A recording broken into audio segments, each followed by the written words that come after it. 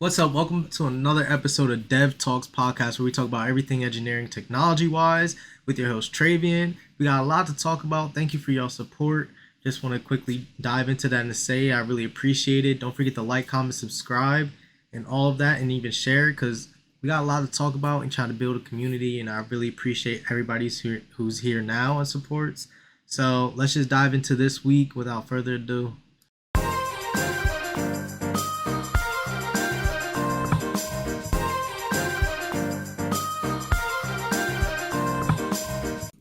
All right, so this week we're gonna start with something big. Something big. A company that I didn't know I was gonna give credit to this soon. Cause they just haven't been on the top of the totem pole as far as the last quarter. They haven't been up there. And if you just so y'all don't even have to guess this week, it's Apple. It's Apple. They have some new spatial collab stuff going on right now. And I just want to go through this video so I can talk about it because wow. There's an update around it in this amount of time and I think this brings in more possibilities. What they are, you'll find out after we watch this. Let's dive into this. Don't forget to like, comment, subscribe, and share. It helps out the algorithm very much. I really appreciate it. Let's see. Spatial personas are an absolute game changer for remote collaboration. Here is Matt and I playing with a Sega Genesis in our space. He's there, broken free of the normal frames of the persona experience. Now he's playing with a keyboard, and I can see in real time as he's rotating, and this object really feels like it's in our space together. So cool. Now he's pretending to play. There's no sound effects yet. That would be pretty next level, actually. But yeah, there's spatial audio, and there's this real sense that he's actually in the room with me. Now I have made a 3D model from a text prompt using beautifulthings.xyz and downloaded it to my Files app, and then bringing it into a share play of freeform. Then he's able to see it. He can then zoom in and again rotate it. It's so cool to be able to bring concepts to life so quickly and have this shared presence together. Then yep, a little rock paper scissors action. Timing of that did not quite work, but yeah, still super cool. And then to show you a little bit of how it works, when you drag this window around, the boundary appears, and you can see there's like this representation of the play space. And then the person turns into an icon as you're dragging the window around, and then it turns back into the persona. So really incredible work from Apple. This is insane. There's spatial because like, look, yeah, there's some latency stuff in there. Like when they were playing rock, paper, scissors, where'd they play rock? Right here. There was some latency stuff. Like, he obviously went second. Yep, a little. Look, paper was already out first. Caught you lacking. It's like, nah. But this is dope, yo. Like, there's so many possibilities you can think of off of just having this space with other people and your friends. Like, they don't have it now. But imagine being able to put up a basketball game, say ESPN or one of those provider apps, movie apps, or any of the movie apps, even Apple TV. You can put it in front of you. Then you can bring your friends into it, have a watch party in your own space, and it's like your friends are sitting right next to you. You can dap them up. You can look over, dap them up each way, left, right, center. Like, you can do all of that stuff with people right next to you. And it's the same reactions. You just won't have the physical part of it. But like, you can watch sport games. You see somebody get up and be excited and things like that. Like, oh my gosh. I wonder if there's any audio for hearing the people because they don't really show them speaking in this space. So I wonder how that works and stuff. But yo, it's that there's so many possibilities to have this. And then you can work with other people. If you have a productivity app, you can collab with other people on doing stuff. Like, does nobody see how great this is? The potential in this? Don't tell me I'm the only one. Please don't tell me I'm the only one. Like, come on, let's like. I saw this and my mind was blown. Like, Apple did something good for once, and this is dope. Like to start Q2 like this, and they got an event coming up. It makes me more eager to see what they're gonna talk about because this is a new product. The R&D spent on it. They whatever however much they spent on it R&D, they were getting clowned because they don't spend that much as their competitors in R&D, and they don't ever make new stuff.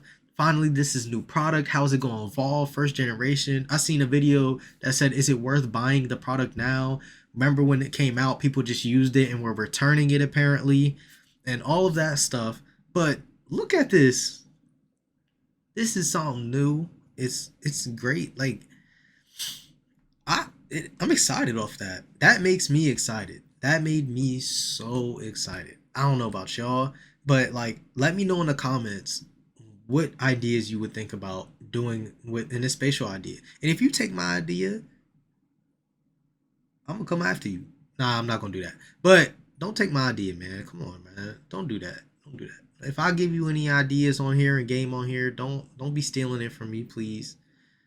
Ask respectfully. But look, this is amazing. Like this is literally great. I'm really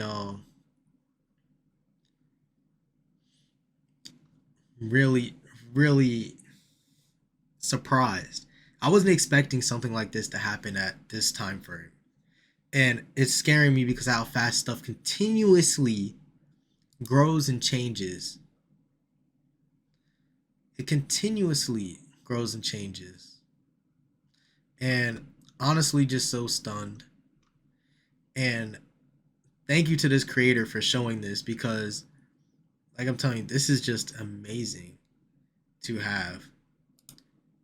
Like they literally have other people. You're able to work with other people in different locations.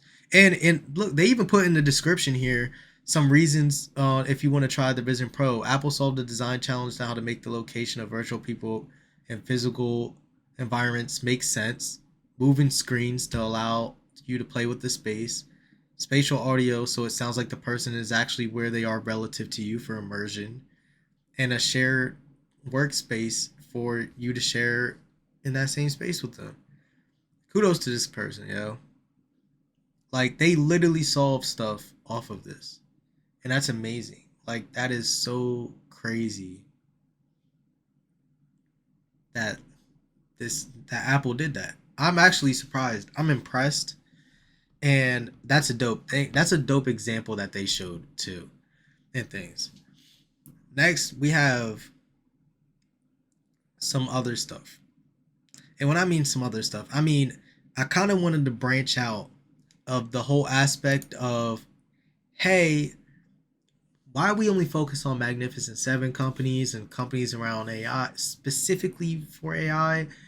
I wanted to show this week on how other companies besides the Mag 7 and things like that, or other big tech companies, even though Salesforce is still a bigger company, are using AI. So I haven't watched this yet. If you don't know what Salesforce is, we can kind of look into them and go over it together so you can get a better idea. But their AI, their CEO is talking about how they're going to be using AI. So why don't we see how other companies are using this for their own use cases besides these other big tech companies? So I wanted to be able to give other companies light and shine and things of that accord and how we're able to go across it all because hey, they need their chances too. They need their chances too. And praise to them. Praise to these other companies. So let's dive into this and see what they're all about and see how they're going to be using this. Don't forget to like, comment, subscribe. It helps out with the algorithm greatly. And please share. Really appreciate it. Let's dive in. What are you seeing? I mean, we're certainly seeing this pullback in some of the tech names, some of the AI winners today. But when you look at your customers and what they're using Einstein, Copilot, and these generative AI tools for, do you think that spending is going to only increase in these products in the year ahead? Absolutely. Thank you so much for having me. It's the customer response to our AI products and platform has been tremendous, whether it's Slack AI or all of the service users and sales teams and marketers and commerce managers using Einstein. We're really seeing tremendous productivity gains. And that's really what's inspiring customers to go from pilot to production this year. And so I think it all comes down to I want to stop right there real quick. This is a CEO saying AI's helped them with productivity gains. And I've even heard from other people. I met with this gentleman who's a VP somewhere recently, and he even said that it's boosting the productivity for the people under him, for the company as a whole. For companies as a whole, AI is boosting productivity. That is what is coming out with the people higher up saying. And that's what it's meant to do. That's literally what it's meant to do. It's supposed to help us advance even at quicker rates and just get stuff done. So I just wanted to highlight that as an example. First off, you heard it out of her mouth, right there. When I'm saying stuff, I've been talking about how AI should be used to boost productivity and how it's going to do it. I've been saying it, been preaching it for months, hearing it from somebody else. It feels amazing and great. Like it really does. So let's just continue. to business outcomes, and customers are willing to spend where they see a return. Are they spending, is it additional spend on Einstein Copilot, or are you offering it to them as part of their existing package right now? How are you guys monetizing?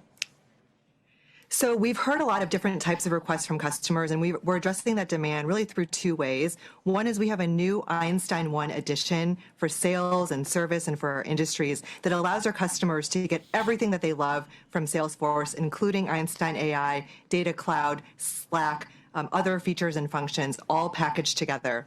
And then for those customers who want to specifically purchase AI, we have add-on seats, Einstein for service, Einstein for sales, Einstein for platform that customers can easily buy. Obviously, Salesforce serves a wide range of industries. Which industries are you seeing is sort of picking up quickly to the generative AI tools? You know, the amazing thing, Deirdre, is that we're seeing it across every industry. You know, financial services companies, from banks and wealth management firms, mortgage, insurance, health and life sciences, pharma companies, public sector. It's really demand across the board. And I think it speaks to the power and potential of bringing AI and data into every organization. And how is that affecting their efficiency? Earlier on in the show, we were talking about the upcoming earnings season and how we're going to see more companies outside of the mega caps sort of see better earnings. The breadth of this rally and the earnings trend is going to broaden out. Do you see on your side this helping efficiencies and productivities at companies? Absolutely. I mean, I think when you bring data in and unlock kind of previous silos and trap data in every company, it really unlocks tremendous possibilities. And so we look at service representatives who are now able to answer questions much more quickly because the AI is automating the drudgery and the mundane work of having to look up knowledge articles. And now customers like Wanolo and Gucci and ADP are seeing faster resolution times, and then customer satisfaction scores go up. How is that impacting efficiency and productivity at Salesforce itself? I remember, I think it was a few years ago, activist investors were demanding more profitability, and you guys have actually come some ways of doing that. What's the opportunity for generative AI to further improve margins? You know, one of the things that I've always appreciated most about Salesforce is how much we adapt our own products. So all of our sellers are using Salesforce every day. Same with our customer support, customer success team.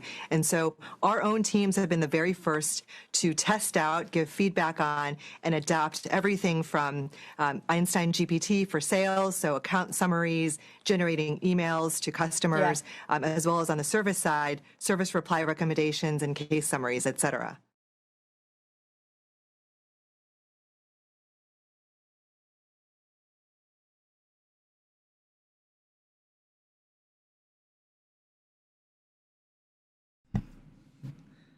There a lot happened there. Well, not I wouldn't even say a lot happened there that she described. She was very specific on what AI has been doing for these companies. And the thing that they have been doing for all these companies is boosting efficiency for all these companies. And you know what that means? More profits. So all these companies are now just becoming more efficient, becoming way more wealthy, making way more money because of the efficiency and productivity of having generative AI. And now, if you're a company that doesn't do this, what does that mean? What does that mean? I think if you're a company that doesn't do that, it means that you are trailing behind. If you're not using this in your company, that means you're trailing behind. And there's just so much more to it. And everybody else is going to be blowing everybody else out of the competition race who's not using AI to be as efficient. And this is Salesforce. They're a cloud software company.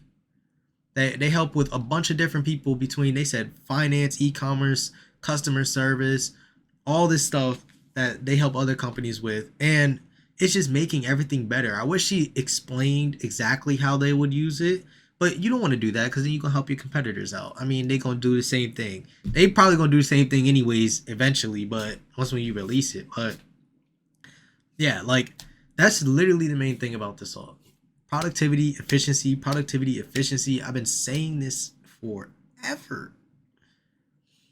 I've been saying this forever. Nobody listened to me. It's like now some of y'all listen to me. Y'all that listen every week, you got it. Y'all knew. Y'all know I've been saying it. I said stuff about the AI helping out with all this, how companies should be using it, how people should be using it. And this goes for everybody. If they're using this in every industry, what do you think you should be doing? What do you think you should be doing if that's the case? Like that, like that's so much going on, yo. So much is going on. It's not even funny in today's world. Like that, you just seen from another company. They're not as big as every Microsoft and whatever, but I bet you if I pulled out a video about all these CEOs from all these different companies and how they're using engineering, how they're using generative AI and stuff, all of them are probably gonna say help productivity and boost efficiency. Speaking of AI though, y'all remember this man right here, Sam Altman? Apparently he been cut from the startup. I haven't seen this yet. I only seen the video and I was like, I have to talk about this. He can't catch a break over there. First he got kicked out by the boards, then he come back on the boards. Now he want to start the startup. He asked for money. Now he getting cut? He's getting cut now? Let's dive into this video. Don't forget to like, comment, subscribe. It helps out the algorithm and all that. I really appreciate it greatly. Let's see what's going on with him now because this is insane. OpenAI CEO Sam Altman has reportedly relinquished control of the company's startup fund. This ends an unusual and controversial period where he personally owned and controlled the ChatGPT maker's venture capital fund. The fund is backed by tech giant Microsoft and has invested in a slate of AI-powered startups it hopes will transform the world. The fund was launched in 2021 with a goal of helping, quote, AI companies have a profound positive impact on the world, according to its website, particularly early-stage startups in fields like healthcare, science, law, education, and energy, with founders from underrepresented groups, quote, especially encouraged to reach out. Last year, the fund reported $175 million in commitments, and it has backed at least 13 companies across 17 deals, according to PitchBook data.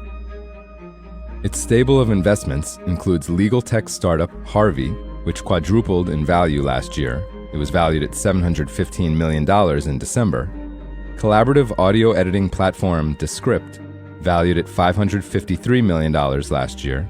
And AI-powered medical scribe Ambience Healthcare, which PitchBook estimated had a value of $300 million as of February. Other investments include language learning app Speak, teaching aid Class Companion, sales software Unify, robotics firm 1X, and a self-driving software venture, Ghost Autonomy. The fund has also invested in silicon chip manufacturer Atomic Semi, note-taking app Mem, and a suite of coding tools, EdgeDB, AnySphere, and QQBot, which is a chatbot built on OpenAI's ChatGPT.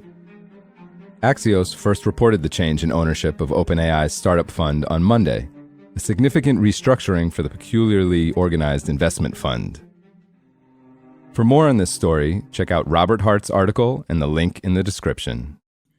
So I think Sam Altman is really, he, like it says right here, he relinquished control of the startup and everything. I really believe this is because of the controversy spikes from the startup that he came a part of. I feel like that's really the reason why. Because remember, he wanted to get out. He wanted to have a startup for chip stocks, right? He's helping. I didn't know they were helping all those companies. It's a quick sidetrack. 175 million investment in all those companies quadrupled or tripled in value after their investment. And partnership, like, yeah, we know that they worked with other big companies like Figure with the robotics and things like that, but like they making that money back. So it's not a performance thing. He's not stepping down because of a performance thing. He's stepping down because he's part owner of a chip company startup that if he controlled this fund, he can pump as much money into it as he wishes. He can invest as much as he wants into it. If he's in control of the fund, he can put it into there. Hey, give him 100 million. Help him start out. Notice. And then he's like he's owner of that. That's like him giving his own money to someone else. Like he's in control of this and giving it money to be in control of that. Like to give it like it's going to bring up some more controversy and unfair stuff because of it. I wonder if that one of the chip stocks that was mentioned within that video, one of the chip companies was the one that he started. I never figured out the name of it. I really never figured out the name of it. They always bring it up and stuff, but yeah, like even in the article it says $325 million. That's the gross value the fund reported after backing 175 million on 13 companies. Like he's not doing it because of a performance thing. Definitely not doing that. He knows how to stay in the news and stuff. It's definitely because I bet you they're going to invest in the chip company that he's a part of, and it's going to stir up some nonsense. It's going to stir up some crazy stuff. I'm telling you, it really is going to stir up some things. And like, I don't think we're ready for it because there's going to be so much. There's going to be just so much things we don't even see coming. I'm telling you, if that fund invests in his startup, that's 100% the reason why. If there's any money in that startup, that's the reason why he stepped down, because then it looked crazy. And if you don't think it looked crazy, then I want to know why you don't think so, because my eyes wide open. I see it. But speaking about chip companies, TSMC, I've heard about them. I've heard about a lot of chip companies. I've heard about them, thought about doing some investing and stuff, but the US is giving them a big grant of $11.6 billion for grants and loans to build chip plants in the US. So I have two things to say about this off the bat. One, are they doing this for our own U.S. companies as well too, giving these billions and billions of dollars, and or are they only trying to bring in foreign companies, and why is the reason? Because two is my point. Point two is the reason why I asked this. When we saw all that stuff about BID and how much China was helping them as a company that's from their country and things like that, and why they're investing in them and how much they grew, is the US doing this for their other stuff? That's why I'm asking. Because this made national news. $11.6 billion ain't something to cough up. Definitely ain't for me. Coughing up $11 hurts. So,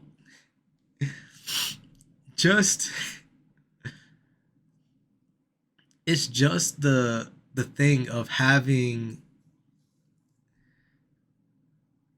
the knowledge of knowing how much are they giving our own companies as well too, so that they can do the same thing. Because I know that they want to bring a lot of chip plants here for multiple different reasons. I don't want to go into them right now. If you want to go over them later in another episode, we can do that. If I see you guys want to do that, we can do that. I don't want to go over it. I want to dive into this video and not keep holding y'all up. But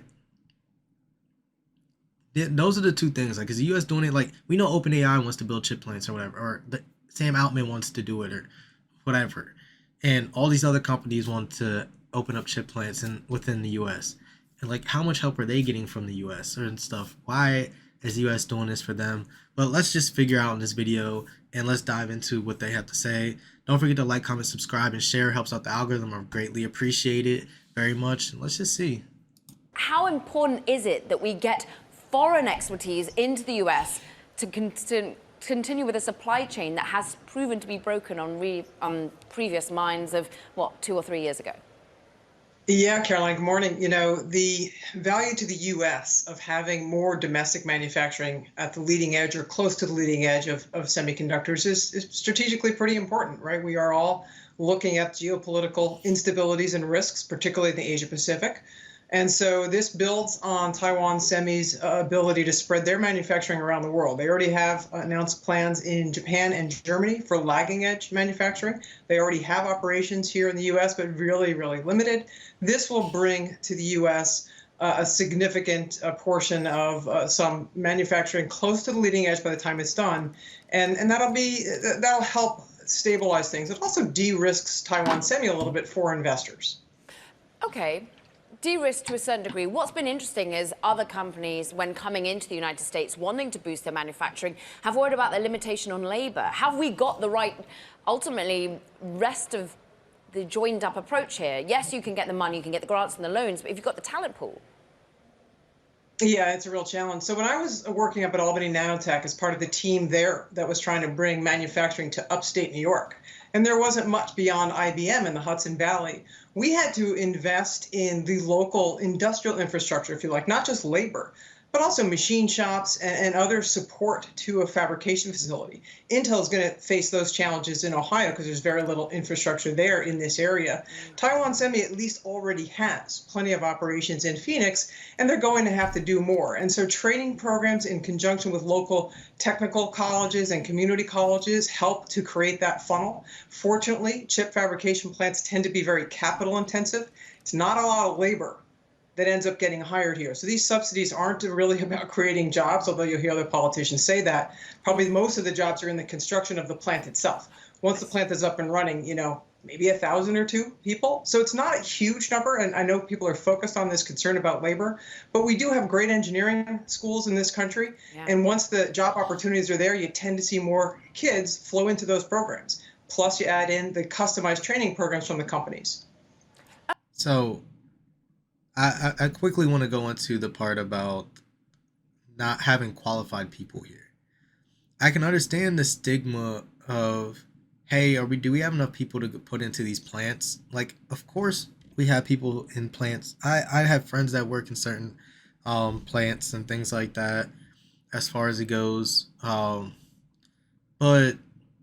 I feel like there's a real stigma on America not having anybody to work in these plants. I think it's not that. I think it's more of a cost thing, because all these plants go outside the country so that they can get cheaper costs and things to manufacture their stuff to then sell back and make more profits and stuff and keep their lights on. I don't think it's the talent out there. I think talent's out there. Like, yeah, she said we have good engineering schools, and me personally, I think the number of engineers and people who go into engineering might be growing. I don't know if that's a fact. I might look into that.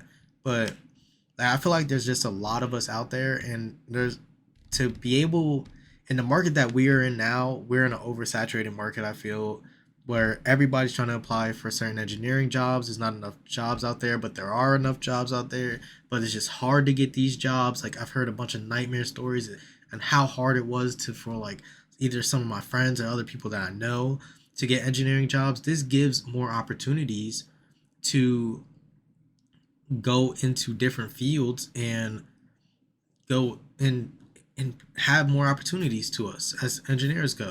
So that's dope. Like, being able to get a bunch of companies in here for chip plants or whatever.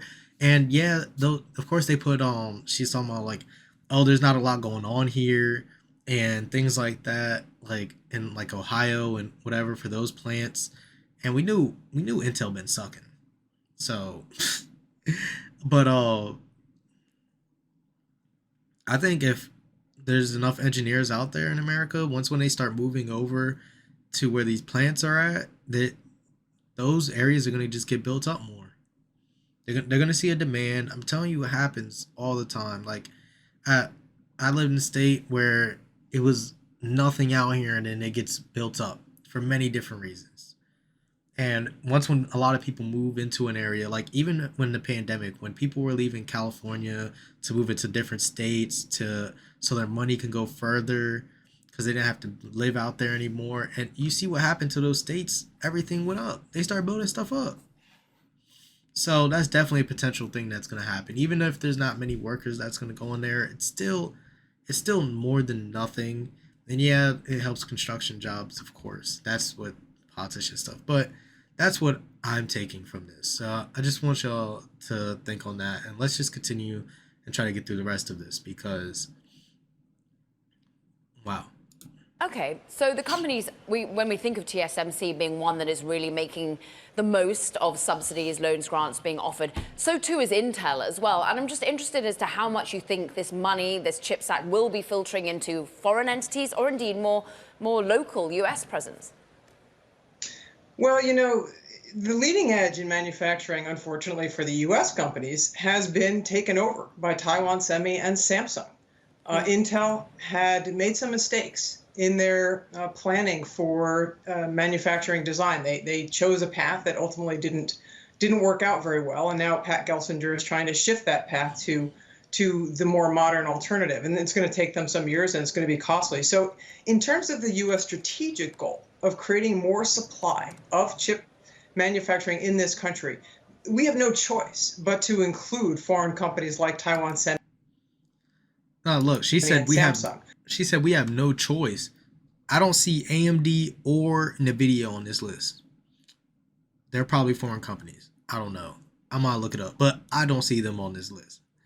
Just saying. But I have heard of ASML, Micron, Intel, of course. Like, look at them. They're the only one that's down. They going through it right now. Intel be going through it right now. I'm just telling you. But I've heard all these places, but she just explained it. There's not enough here in the U.S., so they have to go out to these foreign companies and try to bring them here to create those opportunities here. That's how I'm going to take it. That's how I'm taking it.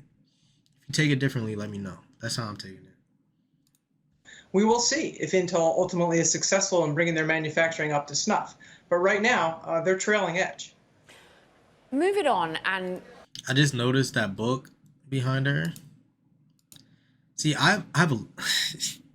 This is giving me ideas. She has a book over here called Chip War. I think it's so convenient because they're talking about chip plants and companies right now and foreign things. I haven't read this book, but it makes me want to go buy that book to see what it's about.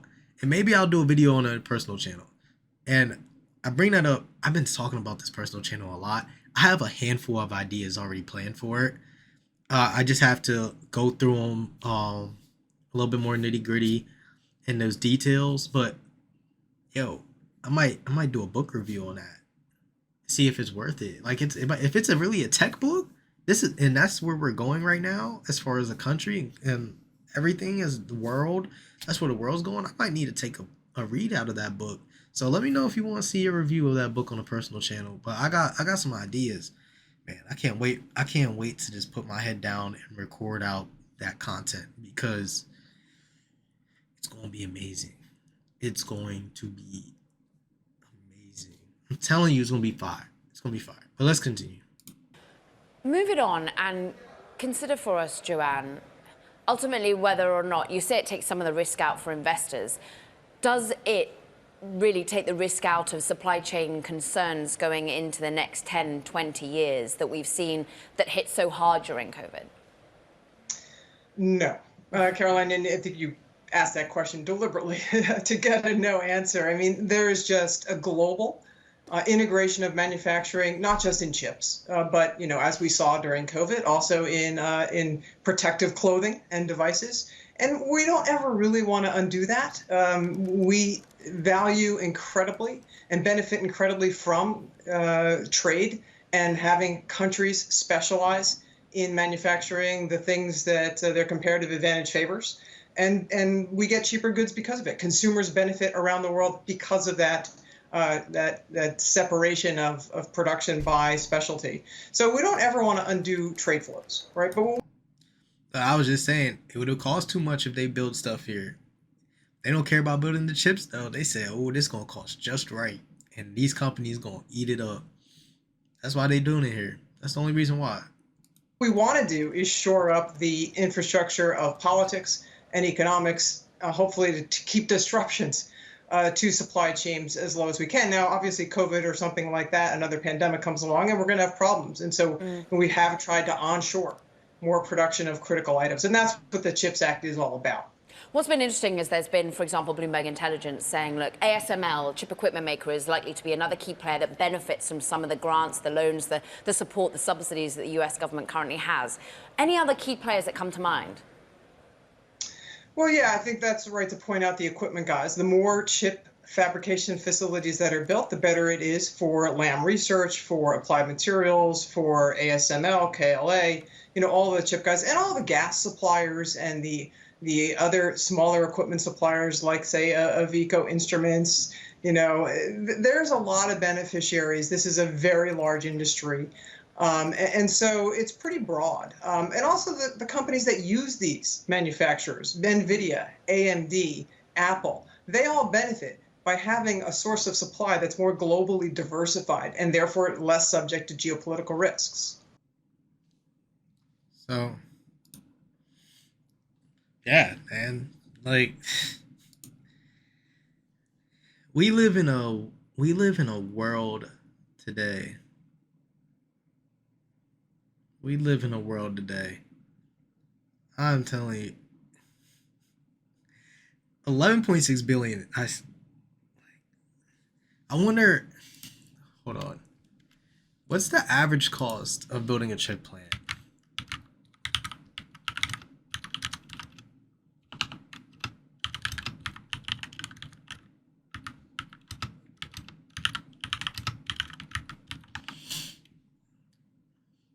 Fabs require many expensive devices to function. Estimates put the cost of a building of a new fab over $1 billion US, with the highest being 3 to 4 billion, not quite uncommon. And TSM, look, I just looked this up on Google real quick. TSMC invested 9.3 billion in its Fab 15300 manufacturing facility in Taiwan. So maybe they took the evaluation of building their facility in Taiwan, $9.3 billion. Gosh dang. Said we need one in America. It's gonna cost more, an extra $2 billion to have one in America. That is insane. I guess when you look at how much they spent before, damn, these companies making money, yo. They making money to do something like that. And they basically got all the money that they needed to build it off grants and loans. Dang. So they just getting straight money besides the loans that they pay off. Like every company has loans. But yo, that's an episode. Let me know how you guys thought about this week's episode and everything. Appreciate you guys for staying tuned. See you guys next week. Hope you had a good one. Don't forget to like, comment, subscribe, and share. Also, comment and send me stuff if you want to know, if you want to see certain things. If you want me to react to certain videos and things like that, let me know, please. I would love to do it. I appreciate y'all for tuning in this week. Peace. See y'all next week.